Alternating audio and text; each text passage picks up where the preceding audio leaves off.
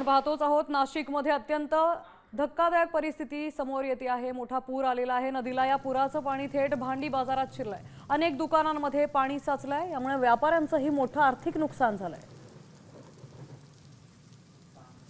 तर या दुकानांच्या इथूनच थेट आढावा घेतलाय आमचे प्रतिनिधी अभिजित सोनवणे यांनी। आपण पाहूयात तिथली परिस्थिती। नाशिकमध्ये गोदावरी नदीनं धोक्याची पातळी ओलांडलेली आहे आणि गंगापूर धरणातून साधारणपणे 13,000 क्युसेक वेगानं पाणी सोडण्यात आल्यामुळे गोदावरीला पूर आलेला आहे आणि नाशिकचा जो भांडे बाजाराचा परिसर आहे या सगळ्या परिसरामध्ये सध्या गोदावरीच्या पुराचं पाणी शिरलेलं आपल्याला बघायला मिळेल। आपण इथल्या व्यावसायिकांशी बोलूयात। दादा, नेमकं कधी पाणी आलं पुराचं आणि काय परिस्थिती आहे? हेच कारण फक्त एकच आहे, स्मार्ट सिटी आणि हे सिंहस्थ कुंभमेळ्याचं जे इथं ड्रेनेज लाईनचं काम चालू आहे, ते कनेक्शन ड्रेनेज लाईनचं जे टाकू राहिले त्याच्यामुळं त्या टपऱ्या काढून घ्यायचे, काढता आल्या नाही आम्हाला।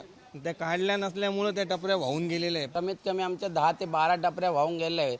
जे स्मार्ट सिटीवाल्यांनी जे लवकर काम केलं नाही त्याच्यामुळे आम्ही त्यांना वारंवार सांगत होतो की बा तुम्ही लवकरात लवकर काम करा। पूर जर आल्यानंतर आम्हाला टपऱ्या काढायला खूप मोठा प्रॉब्लेम होणार होता। आता यावर्षी आम्हाला टपऱ्या काढायलाच जागा नाही आहे, मग शेवटी आम्हाला सोडून द्यावं लागलं ना पाण्यात। ते 10 ते 12 टपऱ्या सोडून दिल्या पाण्यामध्ये।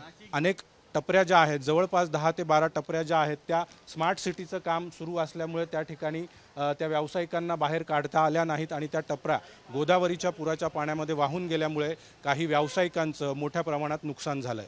कॅमेरामॅन प्रवीण काळबांडेसह अभिजित सोनवणे, साम टीव्ही, नाशिक।